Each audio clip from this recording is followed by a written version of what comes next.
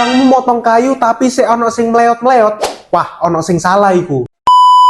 Nah, mungkin iku mata sirkular saw iku elek, karena lek sing elek semakin lama dipakai iku akan semakin panas dan garai meleot. Akhirnya apa? Kayumu gak iso lurus potongannya. Makanya iku rek, awakmu kudu pinter-pinter milih mata sirkular saw. Contohnya di Imo Kito iki rek.